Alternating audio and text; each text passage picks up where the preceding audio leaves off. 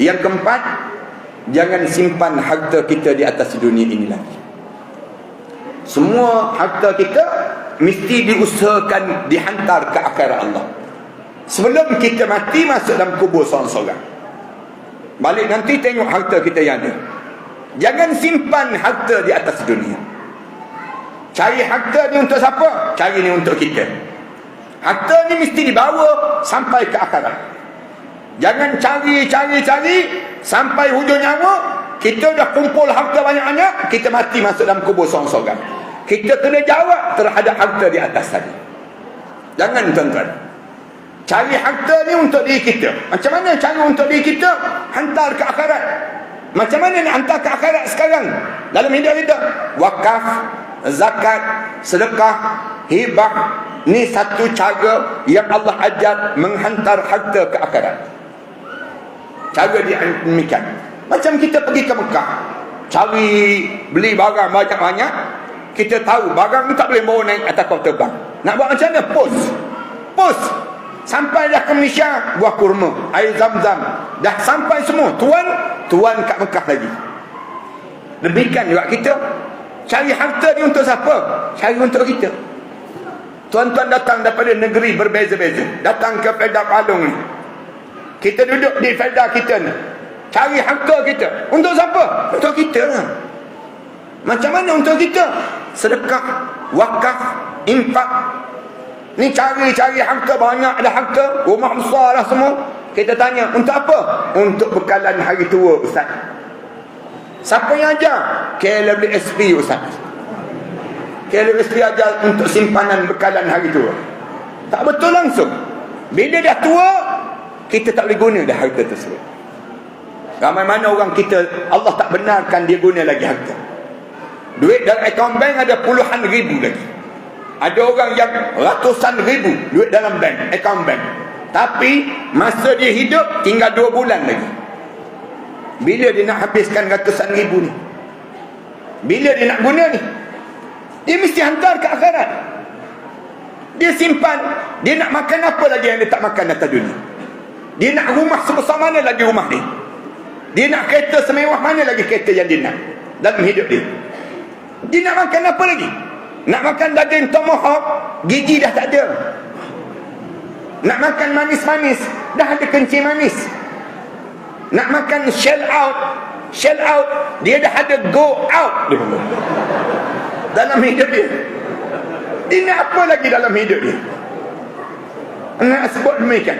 Simpan harta. Orang tanya simpan untuk apa? Simpan untuk pencen. Dah pencen, balik kampung, beli rumah, buat rumah besar. Untuk apa lagi rumah besar? Saat mana dia sudah berusia, tak ada anak yang nak tinggal dengan dia. Siap dia rumah besar, beli kereta besar pula. Tak puas hati lagi, kahwin isteri besar pula ni. Masuk je rumah, seminggu je masuk, meninggal dunia dia. Habis dia. Habis kereta baru dia ni, dapat pada isteri baru. Isteri baru dia pula habis janda, kahwin dengan suami baru. Suami baru pula petang-petang bawa kereta baru ni round kawasan kubur dia. Dia dalam kubur tu memandang, tengok kereta ni macam-macam je kereta ni. Kalau dia round saja tak apa juga, dia horn tu sakit hati dia. Bila dia horn tu rasa menyesal je dalam hidup. Ni dosa ya, dosa. Jangan tertinggal. Cari, dengar je masjid, bagi tahu masjid. Masjid nak apa lagi? Saya nak ada rumah di istana dalam syurga Allah. Masjid kata, kami nak buat owning, kami nak bayar bil, saya bayar. Kita mesti berebut di kalangan kita. Saya nak untuk bahagian saya. Bila bil elektrik, tengok je sampai berapa ratusan, saya bayar, saya seorang bayar. Kenapa? Saya nak suruh bercahaya kubur saya di hari pertama saya dalam kubur. Mesti di kalangan kita berlumba macam tu. Bila diumum saja bil air yang perlu dibayar sebanyak 400 lebih, misal contohnya, kita sebut saya seorang bayar. Saya bayar. Kenapa? Untuk air yang indah waktu mana kita dalam kubur nanti dan di padang mahsyar. Tak menyesal kita. Ni mesti berebut di kalangan kita. Ni simpan orang kita kedekutnya dalam hidup. Kadang-kadang kita berkira dalam hidup. Lalu ni, dengar kuliah ni kan, lalu tabung derma. Kebetulan dalam poket kita ada 2 keping. Sekeping RM50, sekeping lagi RM1. Agak-agak mana yang masuk? Yang RM1 itulah masuk. Ada orang, setengah orang tu, lalu tabung derma, bingkah bangun semayang sunat terus. Rajinnya dia. Yang RM1 tu, jumpa balik di akhirat. Jumpa balik, pegang je RM1. Nampalah aku bodoh sangat. Bawa RM1 je, masuk dalam tabung. Padahal aku kena tak masukkan RM51 tu masuk dua-dua dalam tabung tersebut. Ni tanda kecerdikan hidup. 2 terhadap harta. Tolonglah ayah-ayah, ibu-ibu, kalian bukan memiliki lagi. Yang betul kita milik, kita sedang hantar ke akhirat. Itu milik kita. Yang ketiga, yang pesan, saya nak pesan 3 amalan ini untuk malam tamu yang indah di dalam kubur nanti. Yang 3, tolong jaga PL ataupun akhlak. Jangan mati di saat mana kita sedang memutuskan silaturahim. Jangan tak bertegur sapa dengan jiran tetangga kita. Jangan kita sakitkan hati mak dan ayah kita, terutama bagi orang lelaki. Kalian kena sentiasa minta maaf dengan mak ayah. Termasuk saya, dengan mak ayah yang masih hidup dan mak ayah yang telah meninggal dunia, mesti ada bahagian dia. Mesti ada bahagian dia. Jangan kita sakitkan hati mereka. Kalian sakitkan hati mak ayah kalian, tak jumpa syurga kalian. Meraung dalam kubur hari pertama lagi. Dalam kubur tu meraung lah. Mak ayah ni, mak kita kena jaga, ayah kita kena jaga. Mak mertua kita kena jaga, ayah mertua kita kena jaga. Mak saudara kita kena jaga, bapa saudara kita pun kita kena jaga. Jangan sakit hati mereka, jangan. Depan mak ayah jangan sebut depan mak ayah. Wala taqul lahumā uffin wala tanharhumā. Jangan tengking mereka. Wa qul lahumā qawlan karīmā. Cakap dengan mereka dengan bahasa yang lemah lembut dengan mereka tersebut. Waqfid lahumā janāḥaz zulli minar rahmah. Tutup sayap kamu. Kamu bos, kamu datuk, kamu tan sri, kamu tuanku, kamu apa pun, depan mak ayah kamu, tutup sayap. Cakap lemah lembut dengan mereka. Wa qur rabbirhamhuma. Sebut pada Allah, wahai Tuhan kami, belah kasihanlah pada mereka berdua, kama rabbayani saghira, sebagaimana mereka menjaga kami sewaktu mana kami kecil. Jaga ya. Jangan terkeliru dalam hidup. Orang lelaki terutama. Ni tugas kalian, termasuk saya.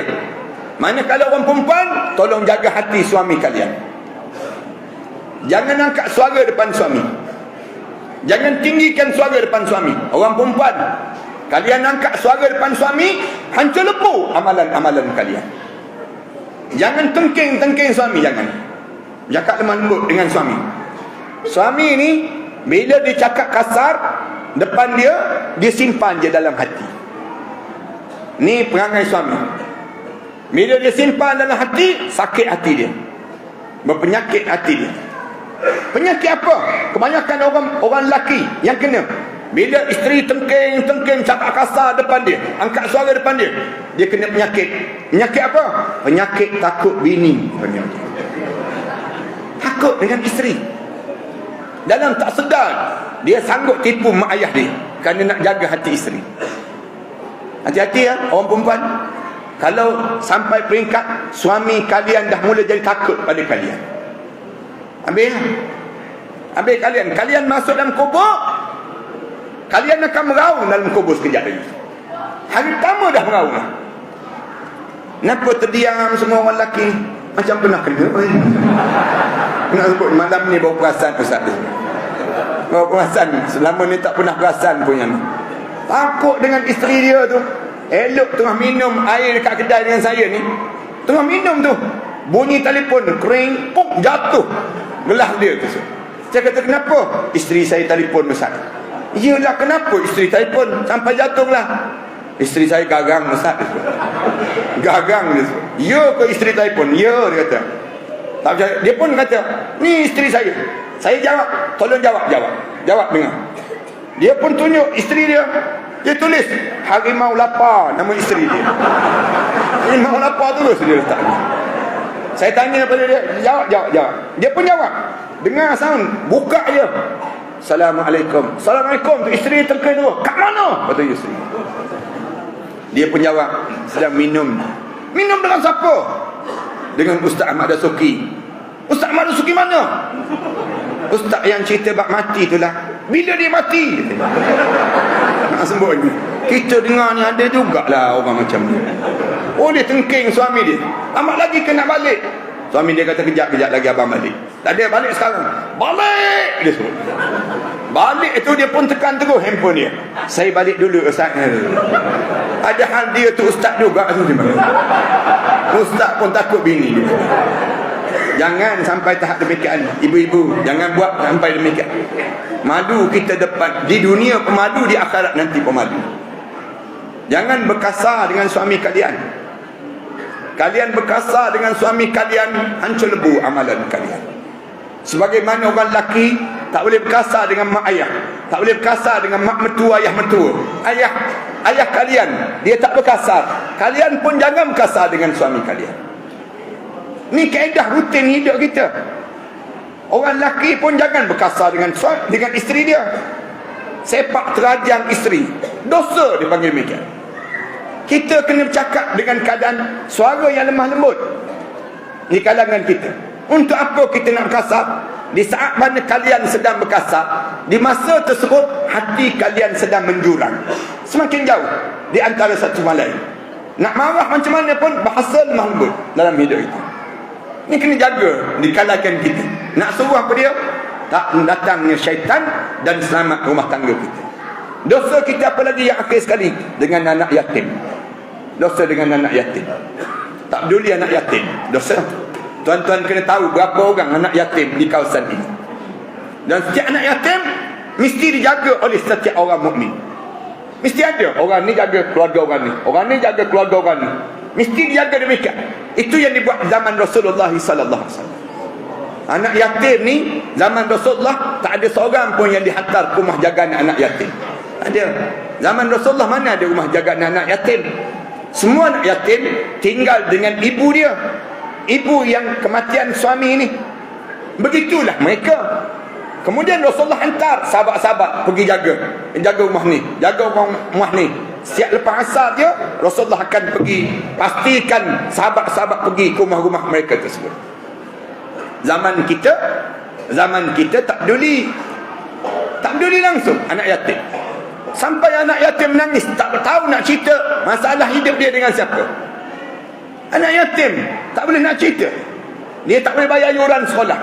Dia tak pengajian dia. Ibu dia tak tahu nak cari rezeki kat mana lagi. Tak ada orang nak jaga. Tempat kita ni kalau kita pergi tolong tanya khabar anak yatim, hari 2 hari 3 hari boleh dah. Tapi kalau tanya kerap sangat, mula orang ejek, tu bukan nak jaga anak yatim, nak jaga mak yatim itu. Akhirnya kita tak peduli pada anak yatim. Anak yatim ni siapa? Anak yatim ni adik-beradik Rasulullah. Semua anak yatim atas dunia ni yang kehilangan ayah dia, yang mukmin, keluarga mukmin, dia adik-beradik Rasulullah. Rasulullah kata, ana wa kafilul yatim kahataini. Aku dengan orang yang jaga anak yatim dalam syurga nanti macam ni dengan jari ni. Rasulullah sebut demikian. Menunjukkan dekatnya mereka tersebut. Dan bila kita boleh jaga tiga-tiga perkara ni, yakinlah masuk je dalam kubur sekejap lagi, kubur kita menjadi taman pada taman-taman syurga. Saya pohon kemaafan di atas panjang sikit masa saya bercakap. Saya faham orang Ferda ni mesti tidur awal, dia panggil demikian. Jadi malam ni pun saya dah tengok dah betul tulang belakang 7 kali dah saya tidur. Jadi mohon maaf lah kerana keterlewatan sampai. Dan maksud saya nak habiskan poin tadi yang saya nak sebut tadi, menyebabkan sampai 9.30 kita malam ni. Terima kasih di atas jemputan ini. Terima kasih di atas kesudian ayah-ayah, ibu-ibu yang hadir pada malam ni.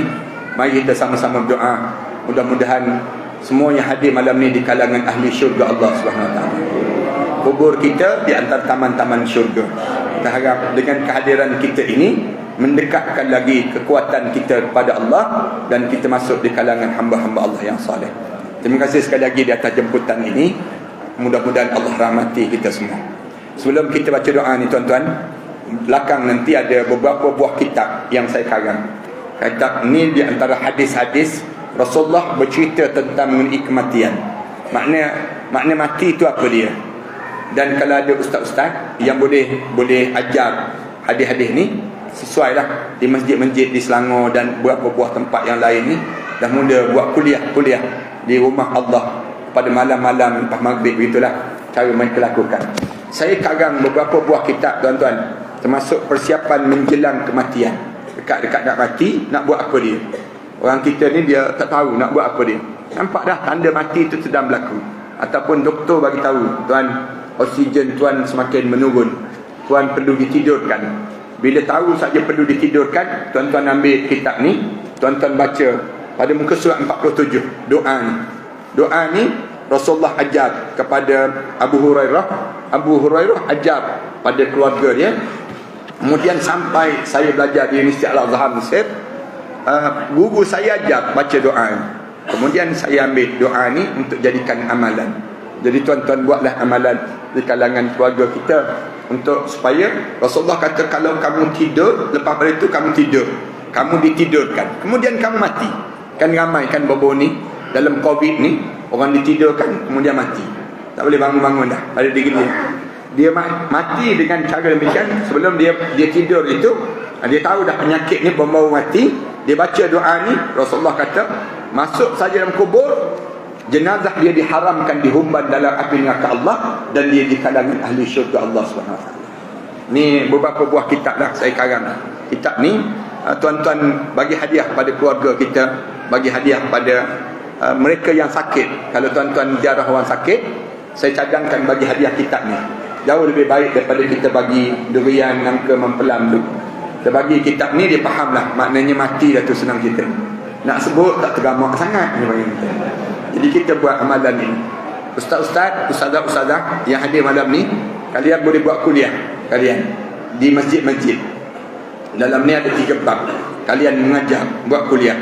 Dan tuan-tuan di sini pun tuan-tuan belajarlah. Lepas pada ni saya susun betul-betul. Saya karang lebih kurang 34 buah kitab yang saya karang.